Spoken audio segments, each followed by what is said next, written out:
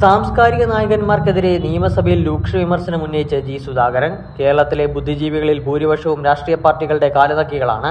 എന്തെങ്കിലും കാര്യം സാധിക്കാൻ വേണ്ടി നടക്കുന്നവരാണെന്നും ജി സുധാകരൻ പറഞ്ഞു.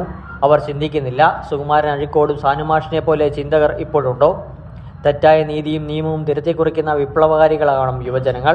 എന്നാൽ ഇപ്പോൾ യുവജനങ്ങളിൽ ഒരു വിഭാഗം കഞ്ചാവും ചരസുമടിച്ച് നശിക്കുകയാണെന്നും ജി സുധാകരൻ അഭിപ്രായപ്പെട്ടു. സജി ചെറിയാന്റെ നാട്ടിൽ അടുക്കളയിൽ വരെ മഞ്ഞക്കുറ്റിയിട്ടു.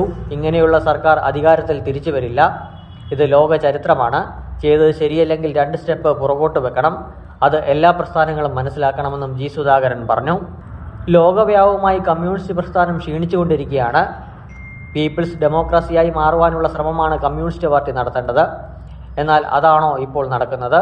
കമ്മ്യൂണിസ്റ്റ് മാനിഫെസ്റ്റോ വായിച്ച എത്ര പേരുണ്ടെന്നും സുധാകരൻ ചോദിച്ചു. കൂവി വിളിച്ചതുകൊണ്ട് ഒരു രാജ്യത്തെയും സാമൂഹ്യ വ്യവസ്ഥ മാറിയിട്ടില്ല. രക്തസാക്ഷി മണ്ഡപത്തിൽ മൂത്രമൊഴിക്കുന്നവരാണ് ഉള്ളതെന്നും ജി സുധാകരൻ പറഞ്ഞു.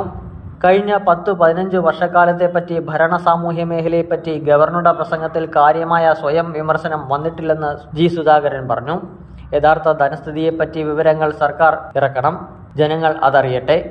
ഈ സർക്കാർ വന്നപ്പോൾ പൊതുജനങ്ങളുടെ മനസ്സിൽ നല്ല അഭിപ്രായമുണ്ടെന്ന് പറയുന്നതിൽ സന്തോഷമുണ്ട്.